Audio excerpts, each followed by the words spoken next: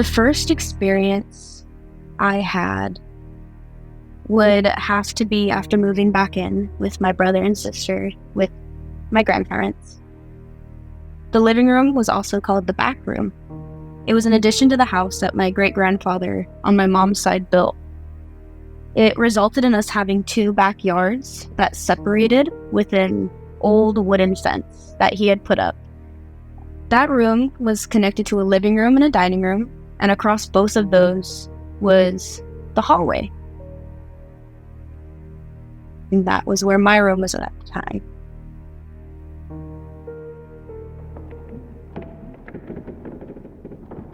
We had those old rickety wooden floors, the walls that would creak. My great-grandma on my grandpa's side would travel from Washington to California due to her health, needing someone to take care of her. She would share a room with me. I had no problem with sharing. I was always afraid of the dark as it was. One night, I was sitting in the living room. It had been about 10:30 at night.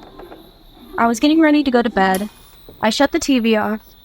I opened my door slow enough to where it wouldn't wake my grandma up. The curtain in my room at the time was a bed sheet that I had pinned the corner of it up. A triangle of light was shining onto the bed. I could see my grandma's feet up to her hips. It guided my way to the bed. I crawled onto the bed. I put my hands on the bed and started to crawl from her feet over to my side. And when I looked up from the sheets to my area where I was going, it looked like something was kneeling over my grandma, looking at her.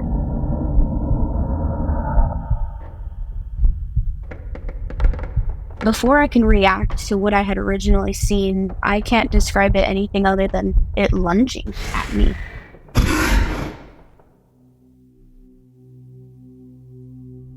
I snailed my way up the bed, dragging my face across the sheets. I refused to lift my head up. I got into my spot. I crawled under the blankets. I got as close to my grandma as I could. I just went to sleep.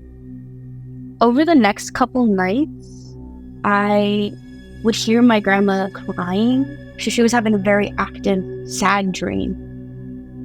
I asked her about it. She told me she had been having dreams of her son who had passed away years prior.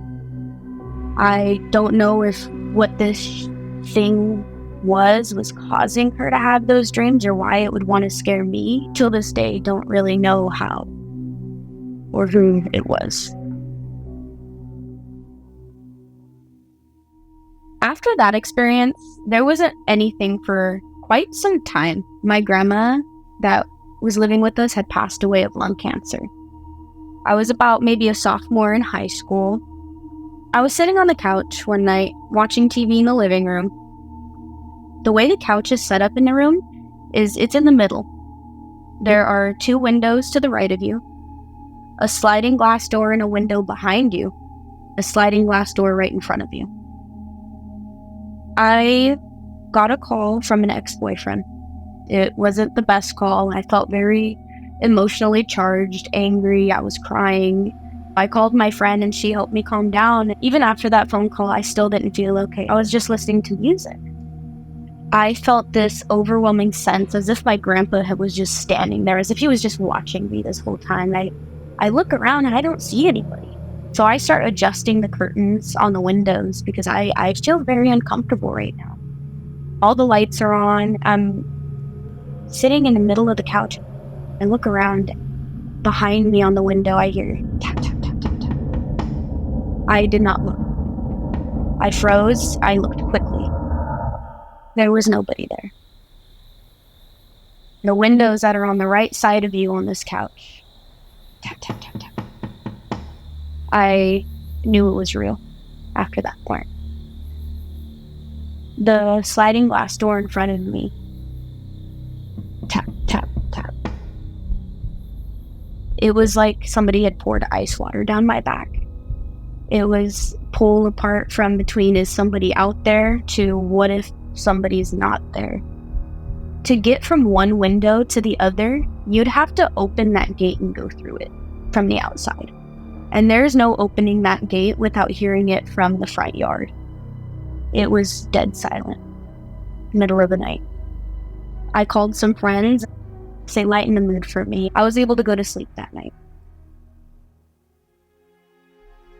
As the years went on, I look back, I believe that whatever was there was trying to distract me from what I had felt in that moment. The feeling of just the anger and the sadness from that phone call. Instead of crying, it said, hey, look at me.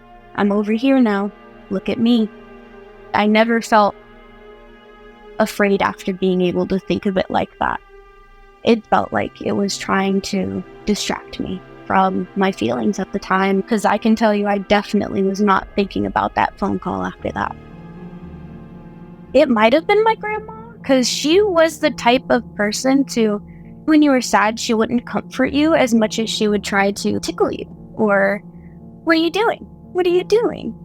I do believe my grandma might have been there that night, sort of just trying to help me cope with whatever she could. I did keep very quiet about this experience. I didn't know what my family would think of me. My mom, I had a connection with her. I would talk to her.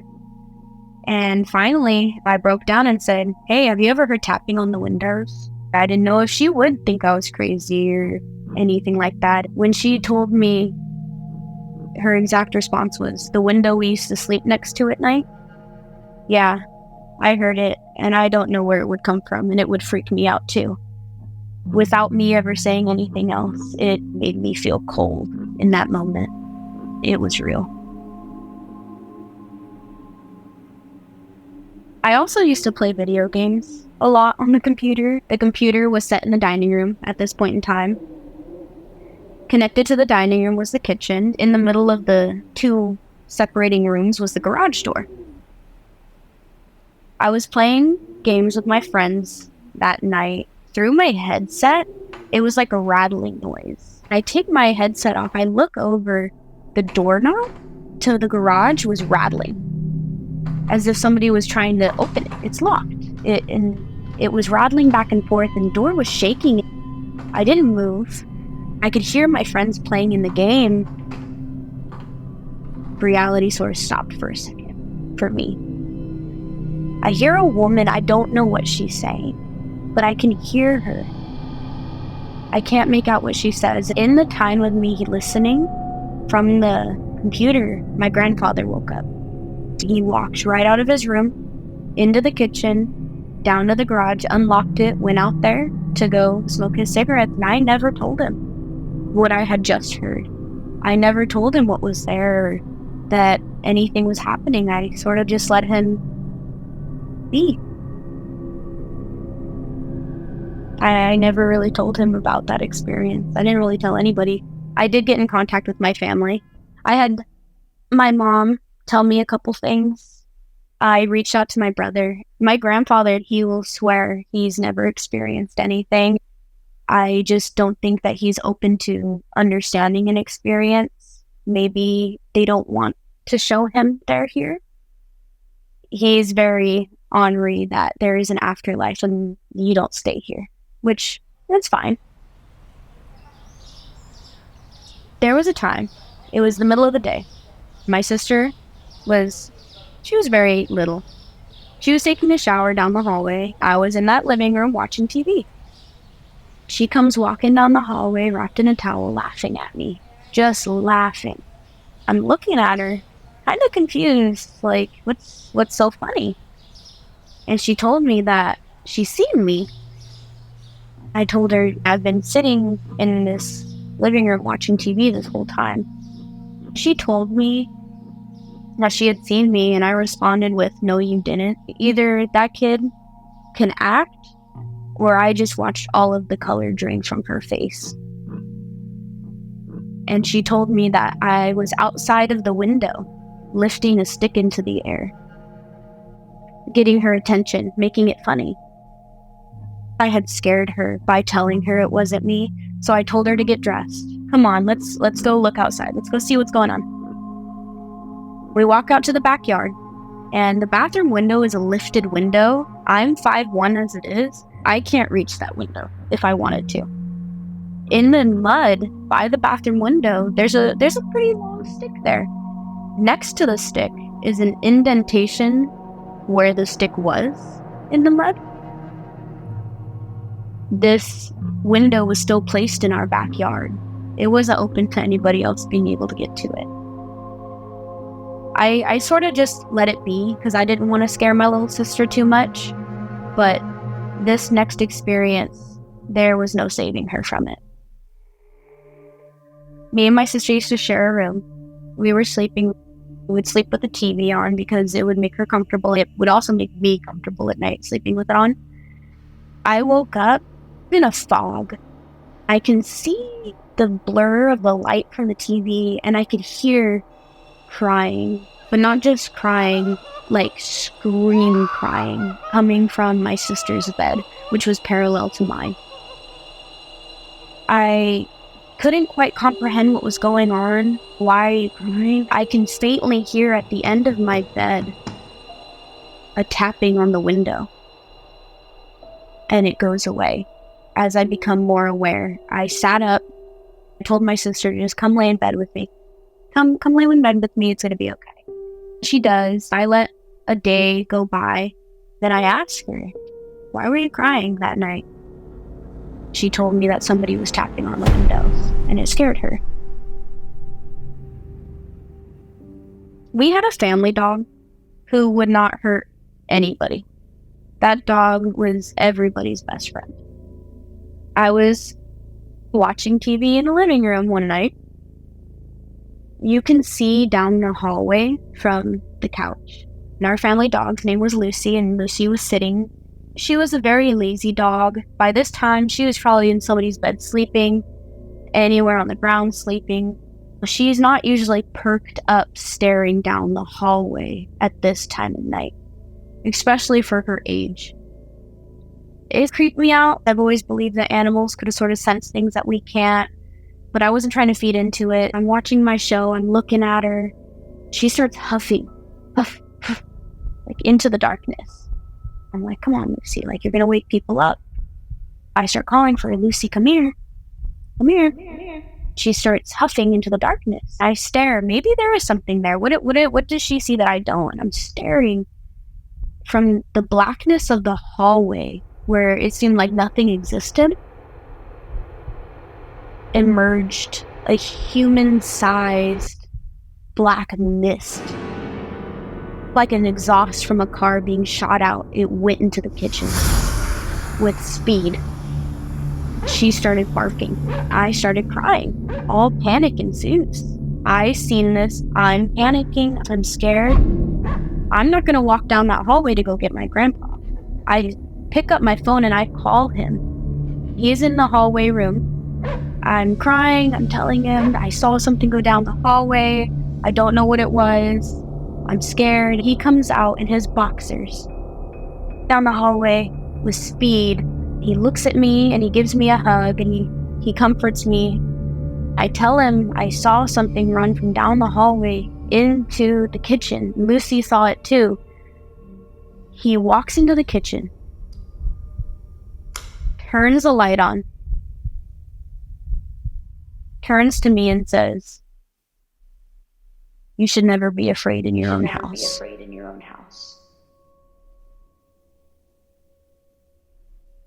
And proceeds to walk to the garage to smoke a cigarette.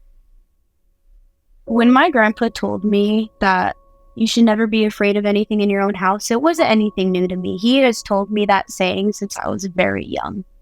Very young. We used to leave the front doors unlocked when we'd go to sleep, windows open. He was never afraid.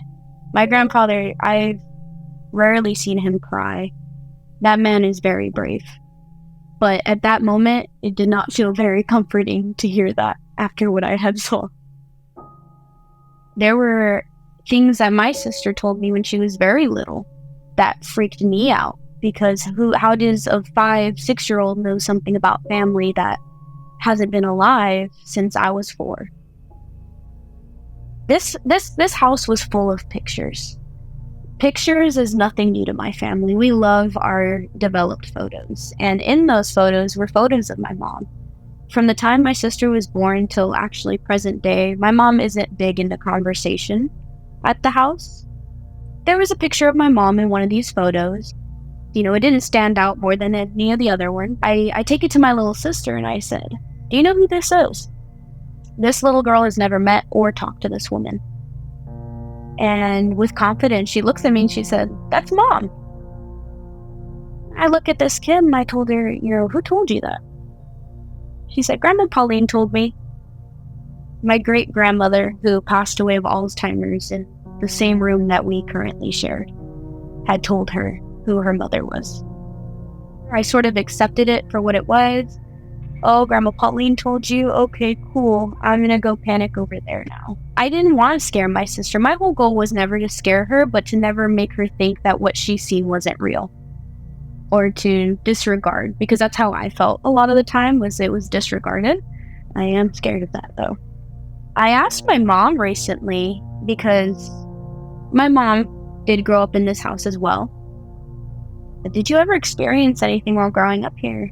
She told me she doesn't know if they're still there, but I believe that the ashes of my grandma's babysitter was in our closet. That woman didn't have any family, so I suppose my grandma took her ashes in. I don't know the reasoning behind it. Was that the person I seen with my grandma? Has it been her the whole time? I asked my brother. In recent years, we started talking again, and I threw it out there, like, "Do you believe in the paranormal?" Not really sure what he was going to say. He said, "Yeah." And when I asked him, "Do you have anything about home?" He said at nighttime, he would hear, "Mary, Mary," coming from down the hallway. It was the voice of my great-grandma Pauline, who would seek care from my grandma at the time. He wouldn't go to the bathroom at night. Sometimes he would hear her calling from that bedroom. The one time he did go to the bathroom, he ended up staying in there for a long time because he heard her calling while he was down there. That bathroom door is right next to that bedroom door. And he just stayed there. Mary is my grandma who died of lung cancer. There's a lot of grandmas in this story. My great-grandma was her mom. Yeah, grandma was taking care of her mother who had Alzheimer's. She passed away in that room. I think the activity was charged by, I would say, my grandma, who passed away of lung cancer. She wasn't the happiest person in life. She did feel very miserable in a lot of things, and as much as I loved her, it was very hard to show it. She might not have wanted to do anything malicious or vicious to anybody. I don't think she wanted to leave that house. And she made it very apparent before the cancer kind of took over and made it hard for her to remember who everybody was, that she was afraid of dying. After she did die, I had a series of dreams with her. I can't say whether she was visiting me. There was something about those dreams that was very different than every other one. It felt like the version of her in my dreams wasn't a version that I made up, or something my conscience would make up to sort of comfort me. She was there. A little bit after she had passed away, the dining room was cleaned out. My grandma liked to hoard things. I had a dream of her guiding me down the hallway, telling me, "Where is my stuff? What did you guys do with all of my stuff? Where did it go?" I had dreams of her coming to the garage. She always wore this pink robe. She always had a styrofoam cup with her. She would always put ice water in it. I had a dream that I was in the garage. She came out to the garage, looked at me, went back into the house. When I went after her, I opened the door and she was not there. She wanted me to come. I don't know if my grandma ever left. I don't know if she's okay. I do believe that if something is going to be there, it would be her. The last dream I had with my grandma, she was behind the hospital where she got her chemotherapy treatment. She was in a lawn chair, just relaxing. I remember standing there. She was telling me that it's your fault. It's your guys' fault. Trying to blame us for what happened to her. I never talked back to my grandma. You don't talk back to your grandma. I told her, this isn't our fault. You can't blame us anymore. She looked at me. I remember waking up. I never seen her again. She was gone. Out of my dreams. Those experiences, those shadows, they did feel very different. I wouldn't say anything was evil. I don't know who they could have been. I don't know if my grandma Pauline was there. Maybe she just didn't want to make herself known to me. She seemed to have made herself known to my other siblings. The first thing I always start off with when I tell my friends or when I am telling somebody new is, you do not have to believe me. I'm not telling you this for you to believe me or to get a reaction out of you. I'm telling you this because I want people to know that this stuff is real. I want you to know that, if you're going to come over to my house, I want you to be aware of it. My friend, Danny, my best friend, she's been over to my house. She used to spend the night a lot. One thing that she would say would creep her out was when she would be I would leave her in the living room. Maybe I'd go to the kitchen to prepare us a snack or go to my room to grab something. She said that she would hear the walls cracking around her. But it's an old house. It is very weird for walls to just start randomly cracking and in senses of continuously cracking. My mom also said that house is very old. The floors under the carpet are hardwood. They creak. She would hear people walking up and down the hallway at night, but when she'd go out, there was nobody there. My mother recently sent me photos of me throughout time at that house. The one thing my grandma did do a lot was carry a camera around with her. There are 2 photos of me where it is very clear that it's dust. These spherical things are everywhere. There were more still photos, and a very spherical orb is seen either right next to me or right above my head. Some of these pictures I took myself on a camera, so I know that nobody else was around me. Till this day, my mom is still very afraid. Since I left, I haven't experienced anything, luckily. It seems like some of my family is still living with those experiences.